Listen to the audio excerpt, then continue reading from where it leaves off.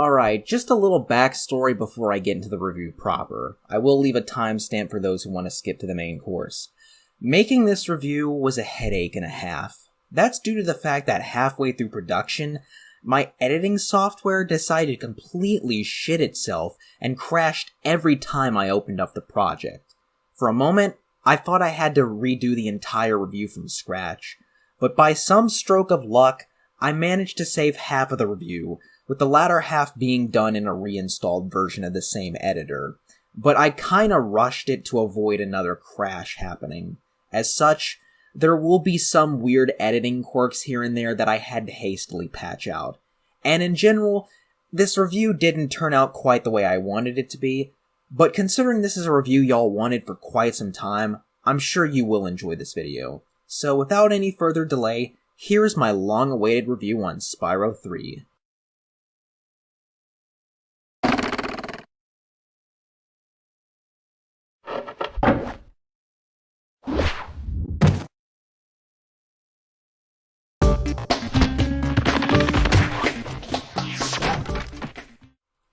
Well, we are finally here. A review I've been planning for damn near 4 years. Something I've actually been wanting to do even before the debut of my review series. A review on the timeless classic that is Spyro, Year of the Dragon, also known as Spyro 3. Good lord, this game. Where do I even begin? I just want to kiss this game on the butt for how good it is. And figuratively speaking, I will be doing that for the majority of this review. Spyro 3 is my favorite game of all time. Well, actually, there are 2 other games that I'll consider my favorite depending on how I feel, one of which I've actually talked about at length, but that's not important. Spyro 3 is my personal favorite of the PS1 Spyro titles, and while there is a lot of contention on that, I'm not the only one who thinks that. My much more popular contemporaries TGX and Exo Paradigm Gamer also concur that Spyro 3 is the magnum opus of the entire Spyro series. So let's take a look at Year of the Dragon and see why that is. But first, it's important we take a quick glance at the previous 2 titles, since those laid the foundation for this work of art.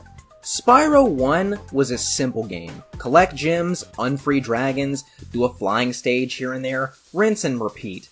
But its collect-a-thon gameplay made it very cathartic to play, and rewarded players for 100% completion on each level, better than any game ever made, honestly. And the simplicity arguably works in its favor, since to this day, Spyro 1 is my second favorite of the entire series.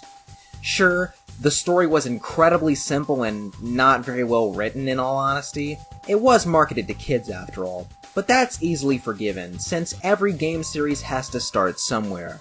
Spyro 2, on the other hand, took everything you loved about Spyro 1 and cranked it up to 11. More fleshed out story, better characters, wacky and creative level design. Overall, it's much more polished than the first game. But it does have some flaws that make it my least favorite of the trilogy. Many levels have this awful mandatory backtracking section that only exists to pad out the game time, and on top of that, this game features some of the least creative and most boring levels of the trilogy. Case in point, Shitty Oasis, also known in-game as Shady Oasis, but I feel the former is a good way of describing this level, which is my least favorite of the trilogy out of its sheer boringness. Seriously, this game is nothing but beige, beige, and more beige, and as we all know, beige is the Ed Sheeran of colors. Overall though, Spyro 2 is a massive improvement and is considered the best of the trilogy by most fans. I'm not one of them, but everyone's got different opinions. I will say though, I heavily respect Spyro 2 for laying the groundwork for the best game of the entire series, Year of the Dragon. Spyro 3 was the last Spyro game to be released on the OG PlayStation, and by extension, the last Spyro game to be a PlayStation exclusive. Nowadays you can play Spyro Reignited on the Dudebro box, which to me is kind of cursed, considering the kind of trite most people associate with the Xbox's user base. Spyro 3 opens up on a lovely morning as the dragons are all sleeping. Unbeknownst to them, a hooded figure and an accompanying army of Rhinox are out and about to steal all of the dragon eggs, which they manage to do, albeit getting caught and escaping by the skin of their teeth. We then learn that this hooded figure is none other than Bianca, who is working on behalf of the sorceress. So it's our job to reclaim all of the eggs and restore peace to the many worlds we will be visiting in this journey. Spyro 3 features 30 levels with many eggs and gems to collect, and various challenging mini-games. I'd personally say that Spyro 3 has not only the best level designs of the whole series, but of any game period arguably. You've got marvelous levels like Mushroom Speedway with its giant psychedelic mushrooms, Spooky Swamp with its, spooky atmosphere, Icy Peak is a breathtaking winter wonderland, and Fireworks Factory, whether you love or hate this level, you cannot deny that it is the peak of Spyro level design. In my opinion, the most beautiful level in Spyro history, Crystal Islands. This level is a work of art. Words can't even describe how fantastically designed it is, so I'll just move on to the gameplay. And this is where the game truly shines, since we have a multitude of new side characters with their own unique levels and playstyles. We've got Sheila the Kangaroo, Sergeant Bird, a flying penguin no less, Bentley the Yeti, and Agent 9, who obviously did all of the cocaine. Woohoo! Yee-hee! I'm free! Thanks, Spyro! Oh, say, you ever see a bear dance? No. Well, it's your lucky day. Check this out. Yeah, he's quite a ride. We also get to play as our pal Hunter, and even as Sparks, the game's in-game health meter. What other game lets you play as the goddamn health meter? For that reason alone, Spyro 3 is the best game ever, 12 out of 10. These side characters vary in quality, but are a welcome addition that keep things fresh. Some of them wouldn't carry over as playable characters in future games, sadly. Enter the Dragonfly would have been slightly less tits if Sheila was playable for just one level. In general, Spyro 3 is peak Spyro gameplay, and with the exception of a few really awful minigames, is a blast from start to finish, and replayable as all hell thanks in no part to the rewarding gameplay. It's no surprise that I've 100%ed this baby over 5 times in the past. The characters in Spyro 3 in general are an absolute blast. Non-playable characters especially. We've got Bianca, who shows a very well-written case of character growth throughout the game, something fairly deep for a quote-unquote kids game at the time. Moneybags, the capitalist bear from the second game, who is even more of a bastard now than he was the last time. It's a good thing you get to whoop his ass towards the end of the game. All that, and the NPCs you find throughout the main levels having bundles of personality as well. This game just bleeds pure personality and character around every corner. All that, and having arguably the best original score on the OG PlayStation.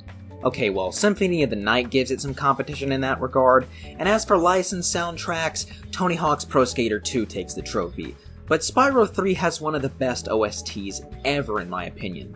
As stated in my Spyro soundtracks review, please give that a watch, it flopped hard, this is where the Spyro series abandoned the classic rock influences for something more electronic.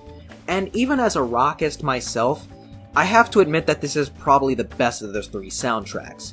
Whether it's the pounding industrial of Buzz's Dungeon, the calming but moody Evening Lake, the techno of Molten Crater and Icy Peak, or even the OG Spyro 1 inspired sound of Crystal Islands, this soundtrack is peak Spyro. It would have been cool to hear some distorted guitars, but nonetheless, this new sound fits each level perfectly. Spyro 3 is an absolute work of art, and in the trilogy of already amazing games, is the magnum opus of the entire Spyro series. I would go as far as calling it one of the best games ever made, period. Sure, it never shows up on best game lists alongside your cliché Super Mario 64s and Ocarina of Times, but it honestly deserves to be there. I give Year of the Dragon my second ever 10 out of 10. Amazing gameplay and level design, a surprisingly great story for a game of its style, and a perfect soundtrack.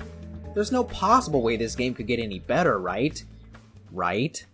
Oh yes, there is! As 18 years later, we would get the Reignited trilogy, a long-awaited remake to our 3 favorite Spyro games. I was so hyped when I first got the news of this remaster, as this is something I've been wanting since the 7th generation of consoles. Needless to say, I loved the absolute fuck out of the Reignited trilogy, and consider it the best way of experiencing the classic Spyro games. Right off the bat, it's safe to say that the Reignited trilogy is one of the best looking games ever made. Even on console, it simply looks jaw-dropping. It looks like it could easily pass for a modern 3D animated cartoon with a moderately sized budget. It just bursts with color around every corner, and aesthetically, many levels look even better than they did in the original. And we've also got some redesigned characters as well.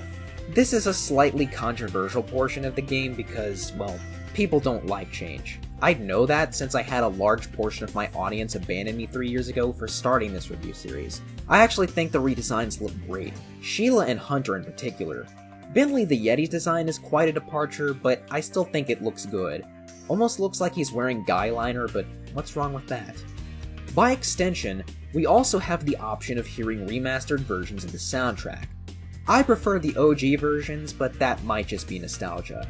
These remastered versions contain live instrumentation this time, as opposed to the high-quality samples and MIDIs that sounded real for their time, but nowadays you can kinda tell they're just MIDIs and samples. Personally, I like to switch back and forth during gameplay for a wider variety of sounds. Whether you prefer the remastered or original soundtrack will vary from person to person, but most people I know prefer the original. Aside from that and a few minor changes, this is the same game that you know and love, but with a modern sheen, and for that, it's the best way of playing this timeless classic. And if you are planning on playing the PS1 Spyro trilogy, get the Reignited version, preferably on PC if you can run it, since you can play that in orgasm-inducing 60 FPS. Never before has Spyro looked so good. The Reignited trilogy in general is a 10 out of 10 for me personally, and I can't recommend it enough. But back to the 2000s. The Spyro series would suffer a sad fall from grace after Spyro 3, as the follow-up Enter the Dragonfly was an absolute mess to say the least.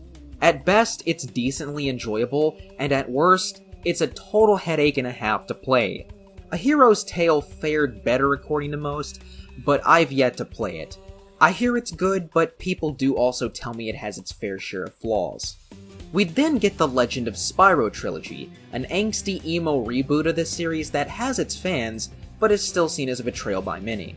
And for the love of God, let's just pretend that Skylanders had nothing to do with the Spyro name because, yeah. Spyro had it rough before the Reignited trilogy dropped, but hopefully one day soon, we'll get a true Spyro 4, something that'll live up to the name of the original trilogy, and maybe even surpass it. And for the love of God, I need to stop using all this crazy fan art. I swear, if they manage to surpass Spyro 3's greatness, then I will finally be able to die happily, but we can only wait for that. Did you know about Spyro 3's anti-piracy measures? Because they are honestly the coolest anti-piracy measures in all of gaming. I'm sorry, Spyro, but you seem to be playing a hacked version of this game. This may be an illegal copy. Since this copy has been modified, you may experience problems that would not occur on a legal copy. Shit, the game might as well just erect a middle finger in your direction at that point. Oh well, Spyro 3 is just one of those things you shall not pirate. So I came across this tweet the other day about a leaked Spyro 3 prototype. What's interesting about this proto build is that all the characters tell Spyro to piss off, oftentimes with child-unfriendly language.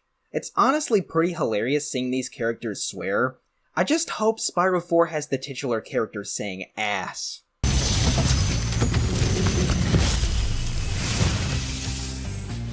Well done, Spyro. Keep up the good work and I know you'll fulfill your destiny. Destiny? I just want to kick some ass!